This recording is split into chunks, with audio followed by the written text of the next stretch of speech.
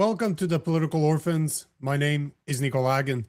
Today we are on the third episode of 5 series on AI and how our government needs it in order to enforce their surveillance and censorship agenda. On Sunday, we spoke about Palantir, who they are, what they do. Yesterday was all about IoT, the Internet of Things, and how 5G changed everything. Today, we speak about which government departments are using AI platforms like Palantir and how smart cities are already everywhere in Canada. Tomorrow, we speak about AI and how it requires massive data centers to operate, and how, unfortunately for us, Canada is probably the best place in the world to build them. Then finally on Thursday, I connect it all together.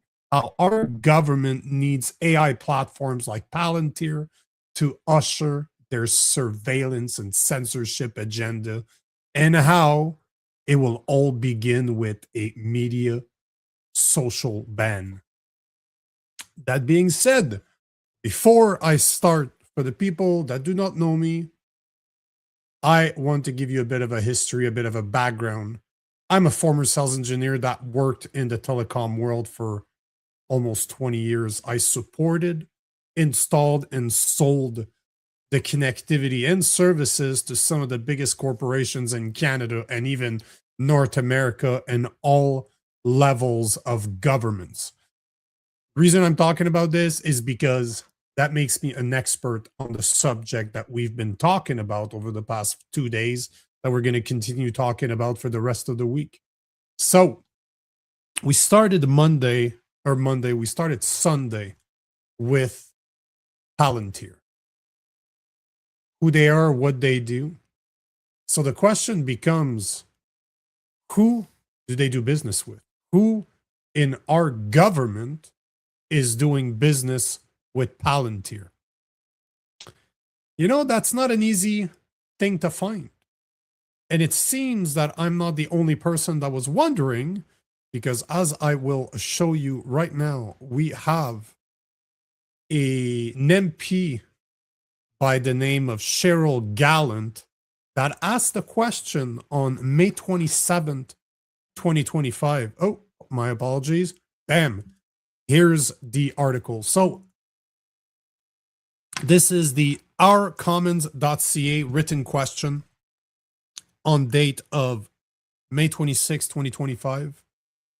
Conservative MP for Algonquin, Renfrew, Pembroke as the government, with regards to the government usage of Palantir hardware, software, or other technology, and broken down by department, agency, crown corporation, or other government entity since January 1st, 2016. Has the government ever owned or used any Palantir technology directly and indirectly? And the question goes on to define everything that Palantir is about.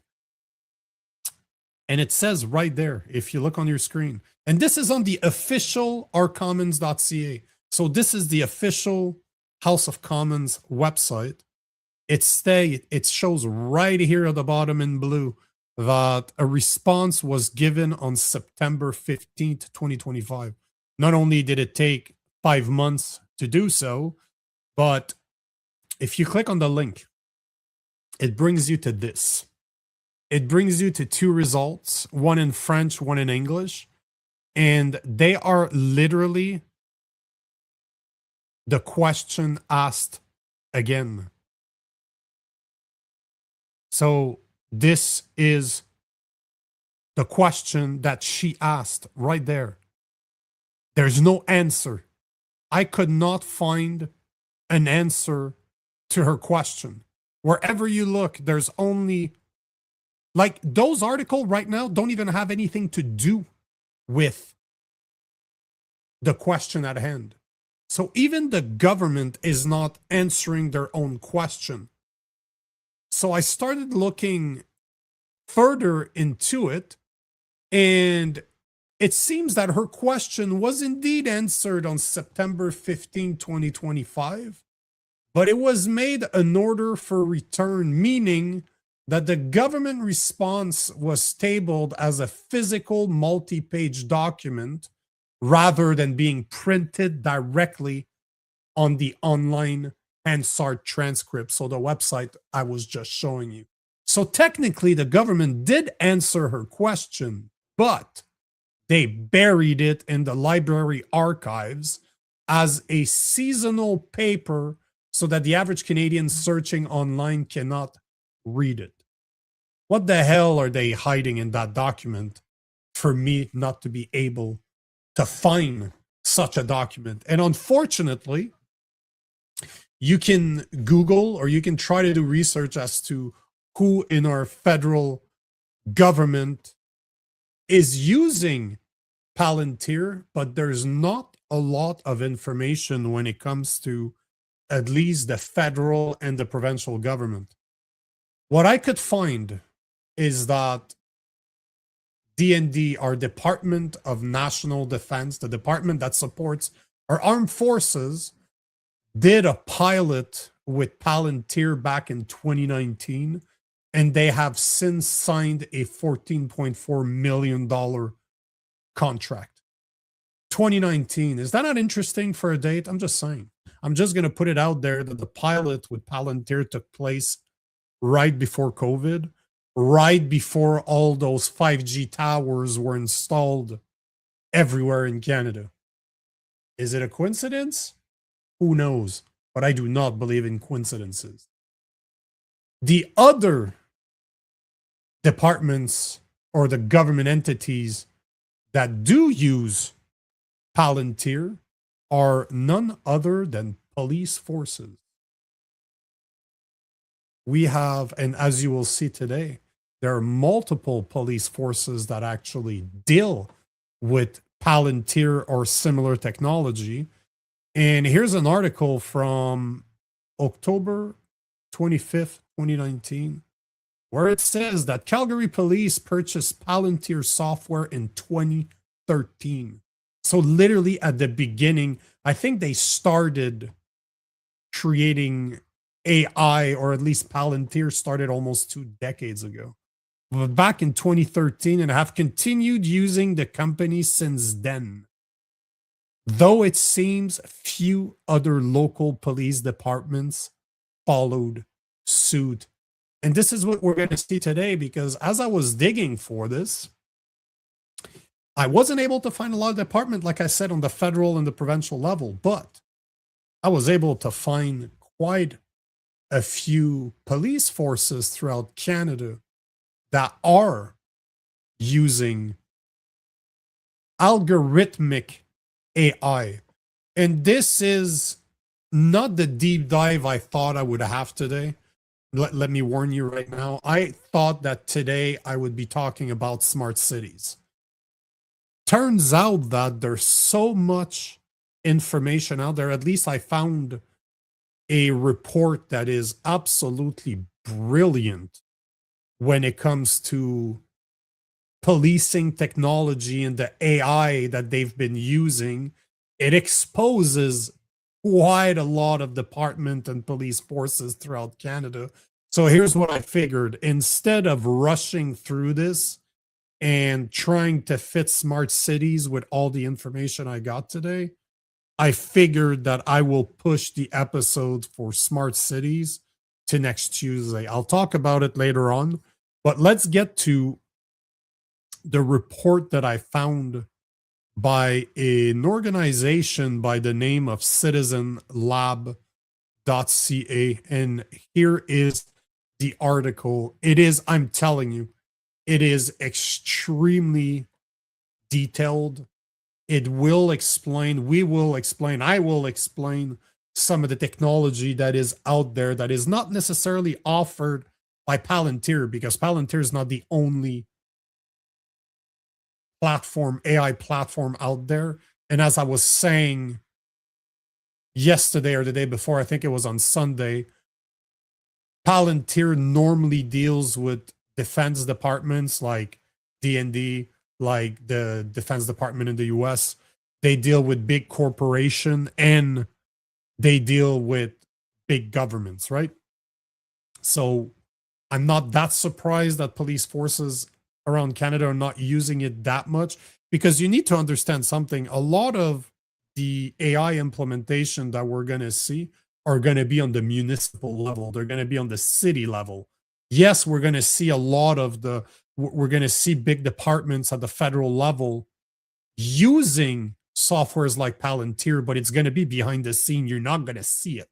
You're not going to be aware of it.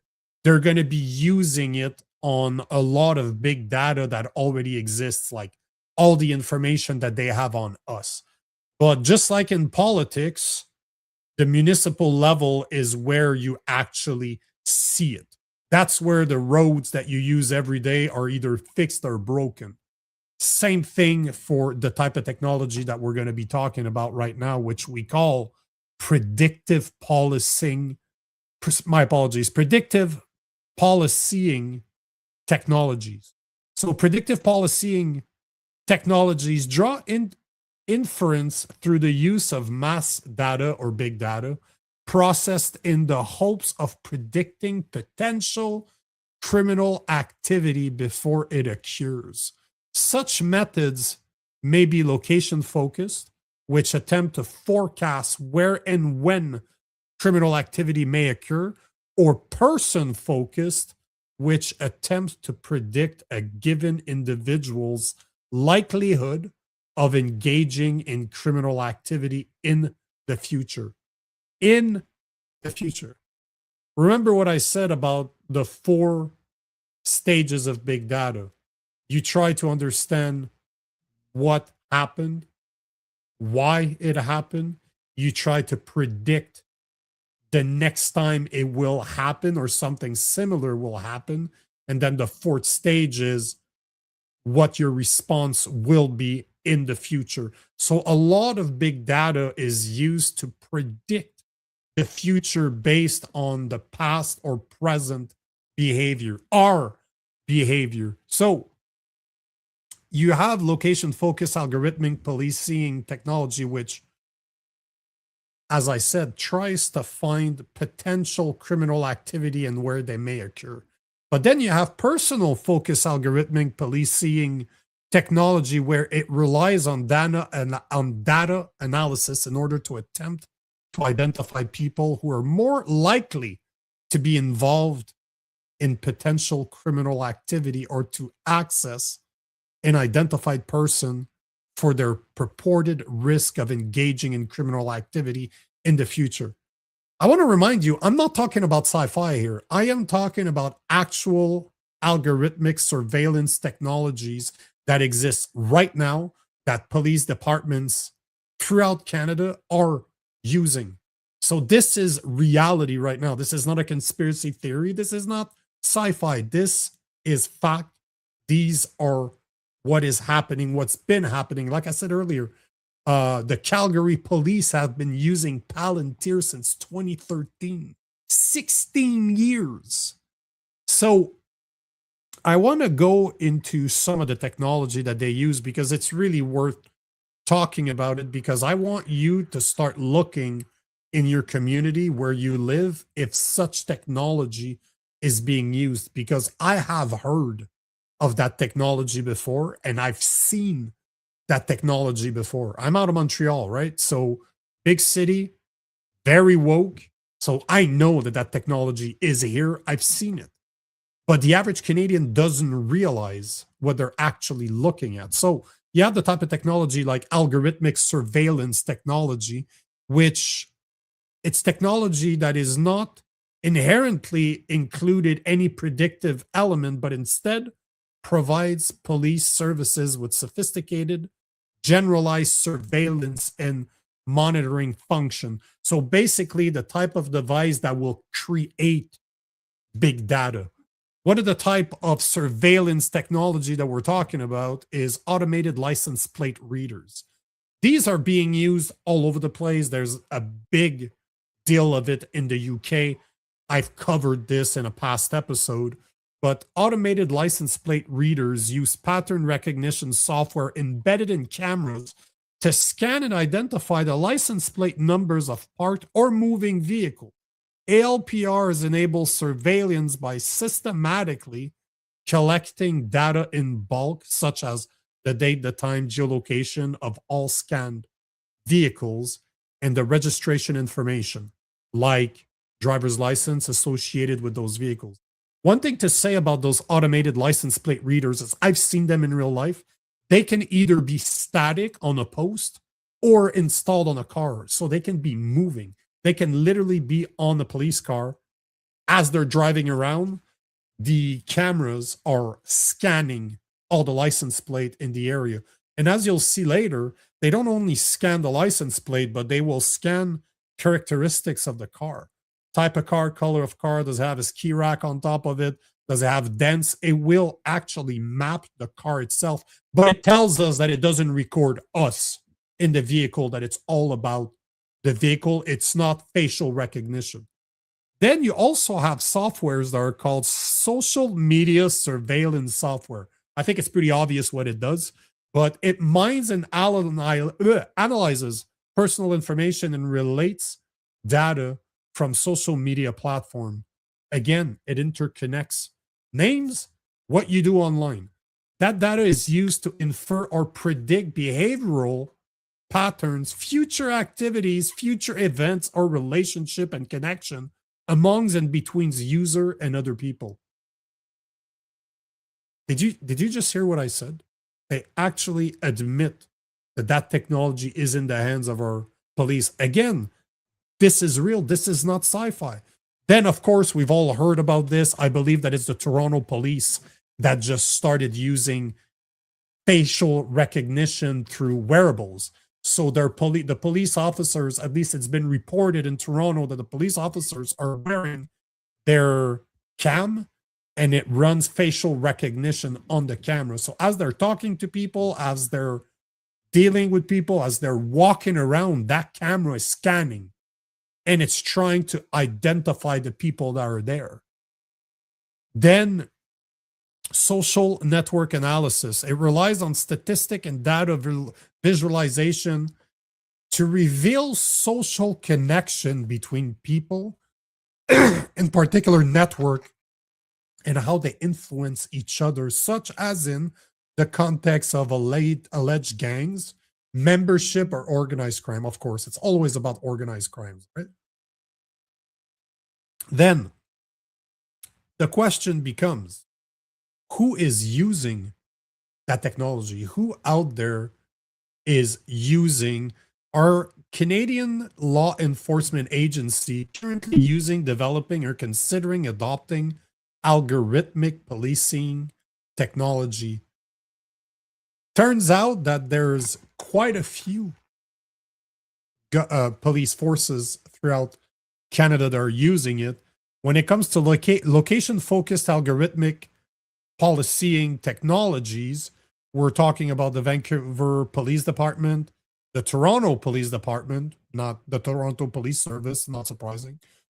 Person-focused algorithmic policing, we have the Calgary Police Services that uses Palantir's Gotham. The Saskatoon Police Services partnered with the University of Saskatchewan and the government of Saskatchewan to form the Saskatchewan Police Predictive Analytic Lab. Does that not sound like dystopian policies? Saskatchewan Police Predictive Analytics Lab.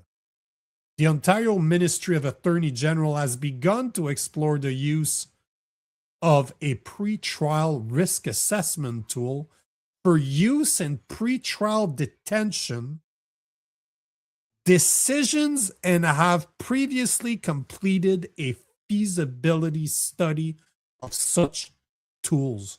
So they're using AI to try to see if somebody is eligible for bail. algorithmic surveillance technologies like the automated license plate reader, as I was talking about, are being used right now in Ontario, British Columbia, Saskatchewan, Alberta, Nova Scotia, Quebec, and Prince Edward Island. Social media surveillance softwares, social media surveillance technology has been used by the Toronto Police Service, Calgary Police Services, and the Ottawa Police Service, as well as the RCM. Facial recognition. The Calgary Police Service and Toronto Police Service use facial recognition technology from NEC Corporation. So basically, the cameras I was talking about, that's probably what this is referring to. The Ottawa Police Services conducted a 3-month pilot with the facial recognition program, NeoFace Reveal, but disconnected or discontinued use. The Edmonton Police Service, York Regional Police, and Peel Region Police Service have all announced plans to adopt facial recognition systems in February 2020. Interesting date, right? 1 month after the beginning of COVID, multiple police agencies across Canada were found to have used or tested the controversial facial recognition tool Clearview AI, which builds its technology by scraping 3 billion images from the internet, specifically people's photo, without their consent. When it comes to social network analysis, the Calgary Police Services engages in algorithmic social network analysis using a combination of Palantir Gotham and IBM's i2 analysis notebook. How does that sound to you? Does that sound right to you? Is that something you were aware of? Is that something you knew about? Is that something you've heard them tell us that they were doing? Because that's the question, right? The average Canadian out there has no idea that this is going on. They have no clue that our police services are doing this. And this, let me remind you, this is paid by your tax. Your taxes are paying for this. This is municipal, so your municipal taxes are paying for them to spy on you, both with cameras scanning your car, your license plate, facial recognition technology, social media analysis tools where they can see who you're talking to, the type of posts you do, what type of individual, all in a hopes to try to predict your behavior. Again, this sounds like Minority Report, doesn't it? Doesn't it sound like exactly what's going on in Minority Report? There's another thing. Now that we have an idea of the type of technology that our police services are using throughout Canada, I wanted to talk about something else that you have probably heard of because it did go viral a week ago. At least I saw it all over the place. It might just be because of who I follow on the socials, but have you ever heard of flock cameras? Flock cameras are specialized fixed automated license plate reader, ALPR, exactly what I was talking about. Systems commonly used by police department, neighborhoods, HOAs, and businesses. They're designed to capture vehicle details rather than individual faces. Of course they are. Functioning primarily as an investigative tool to solve and deter crime. Unlike traditional traffic cameras, flock cameras record vehicle details, not speeding or red light violations. So you're not doing anything wrong. They're just recording what you're doing. As a car passes, the camera captures license plate, vehicle identifier like make, model, and color, unique features like bumper stickers, roof rack, window markings and vehicle damage, and that word that we all came to hear in Bill C-22, metadata, exact date, time, and GPS location. And these cameras operate 24 hours a day, even in the dark. And as we were talking about yesterday, this is IoT right here. This is Internet of Things, because one of the things that they do is real-time alerts. If a vehicle associated with an active Amber Alert, a missing person, or stolen vehicle passes a camera, law enforcement is instantaneously notified. And one thing to understand about those flock cameras is that they're the exact type of cameras I was referring to yesterday, where they run wirelessly and they have solar energy. So you can basically install them anywhere because they do not need wires to operate. Again, let me remind you that the technology we're talking about right now is not sci-fi. This is happening as we speak. And this was all paid by your taxpayers' money. Your taxes, your municipal taxes are paying for this. And yes, of course, the question should become, are flock safety cameras? I love how they use the word safety, flock safety. It's always about your safety. Every time it's about your safety, you know they're going after your freedoms. But yes, flock safety cameras are operating in Canada. The University of British Columbia uses them. Toronto uses them, and other regions are discussing, or discussions and sightings of flock camera technology have also appeared in community like British Columbia, Nanaimo, and Ontario, Napanee. So those cameras are in Canada and are used by police forces to spy on us. And that is the reality for you guys, is that yes, they're here, they exist, they're being used. And once again, I know I'm repeating myself, but this is so important. This is all done with your money. So our Department of National Defense, the Calgary Police, and the Ontario Provincial Police use Palantir.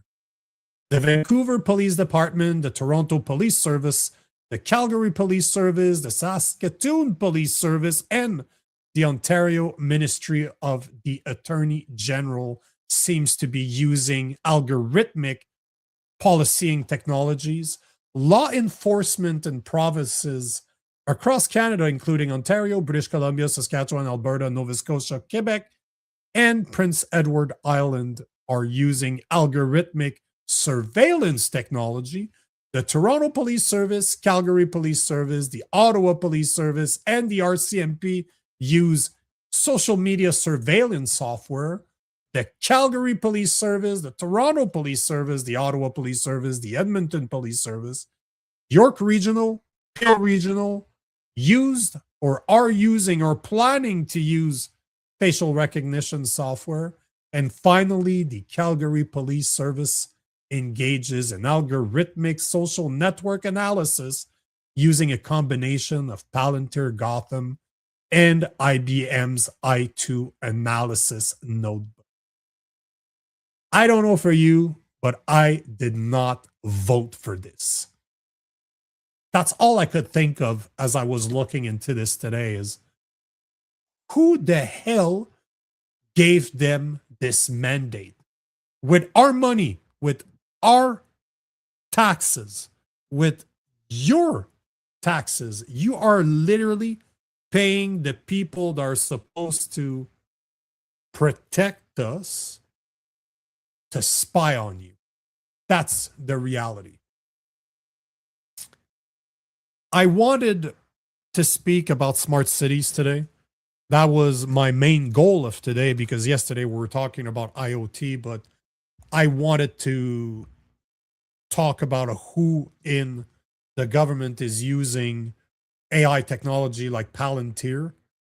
And then I started finding all of the information that I just shared with you guys.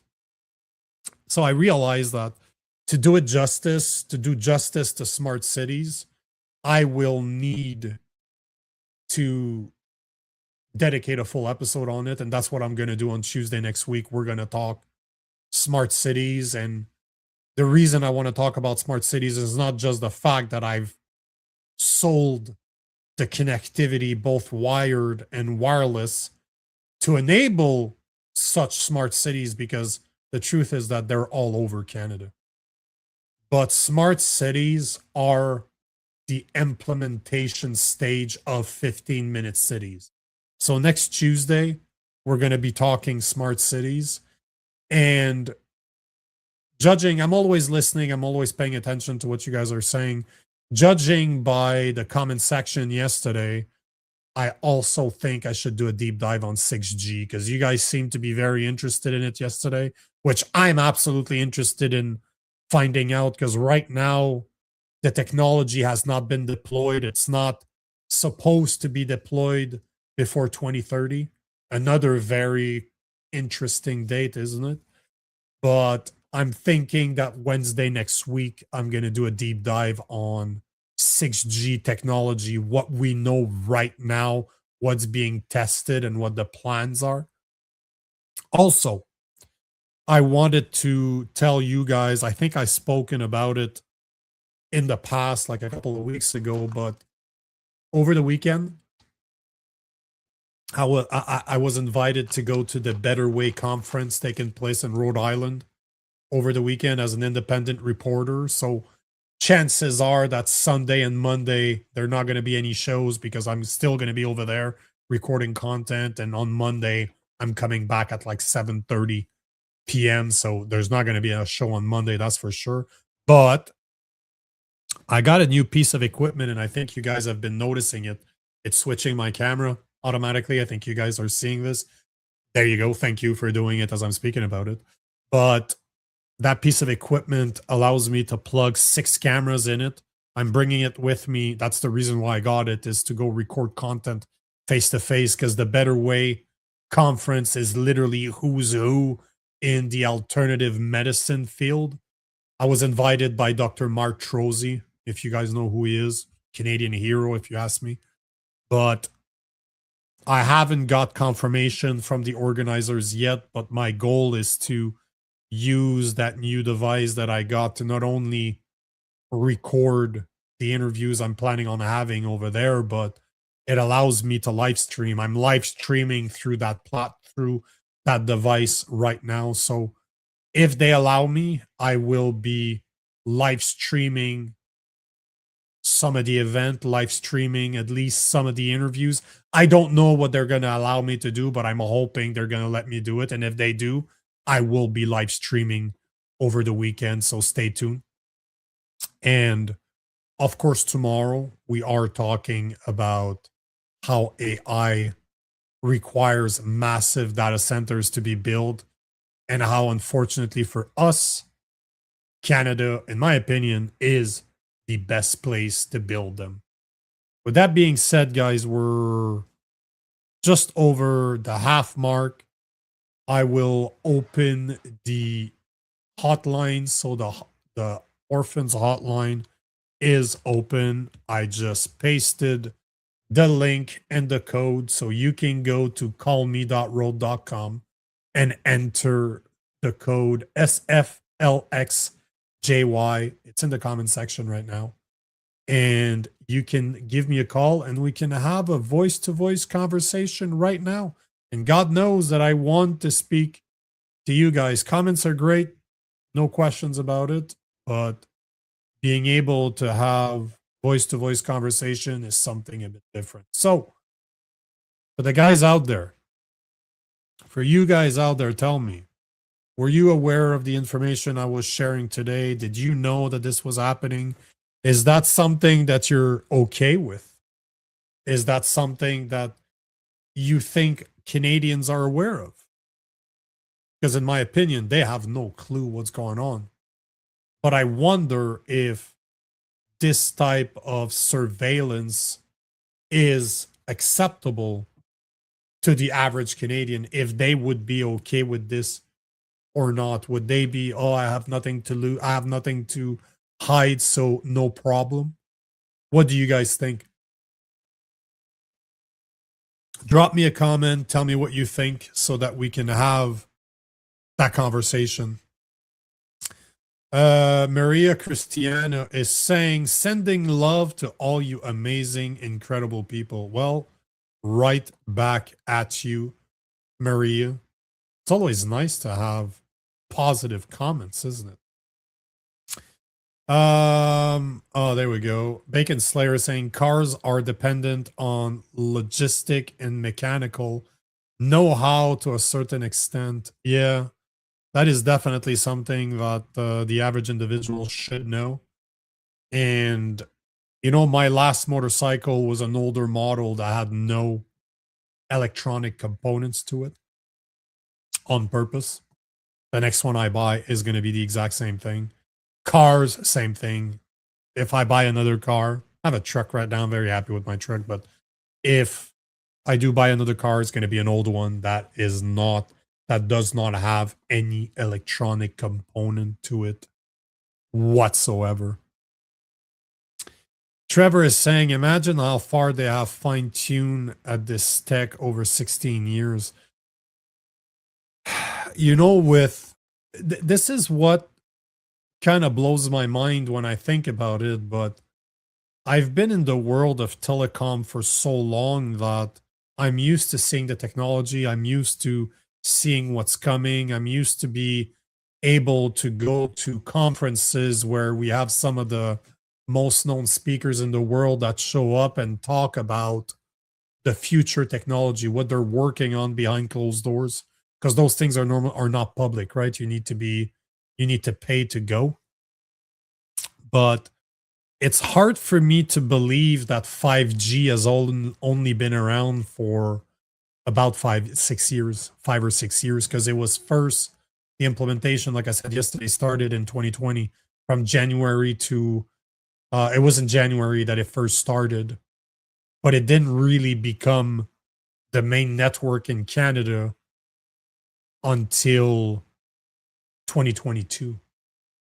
So it took some time for the technology to become available, and we take it for granted. I don't know for you, but in my mind, 5G's been around forever. It's hard for me to believe that it's only been that available like throughout Canada for the past 4 years.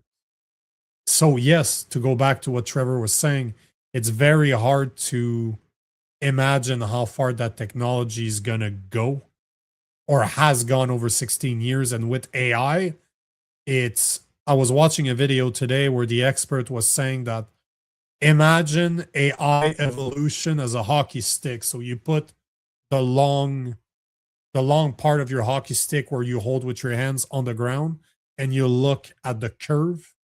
This is how fast AI is going right now. Who was the minister in charge of D&D in 2019? Yeah, I do not know. That is a very good question, although does it really matter who it was? Because no matter who it was, they would have probably decided to do what they were told no matter what. So does it really matter? But Minister D&D in 2019, yep, it was Arjid Sajan. So you're absolutely correct. Oh, it seems that it seems that we've lost both of my cameras, and unfortunately, guys, it seems that my 2 camera have overheated. It's like 30 degrees in here and my window's open, so of course my camera's overheated and you can't see me anymore, so it looks like I'm going to have to install my fans on my cameras again. And unfortunately for us, I think I'm going to have to end the show early. Oh, hold on. I got Bacon Slayer calling. Hold on. Let's take this call, even though it's black, and then I'm going to have to call it. Mr. Bacon Slayer, what's going on?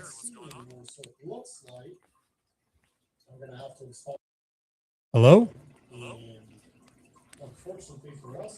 Hello?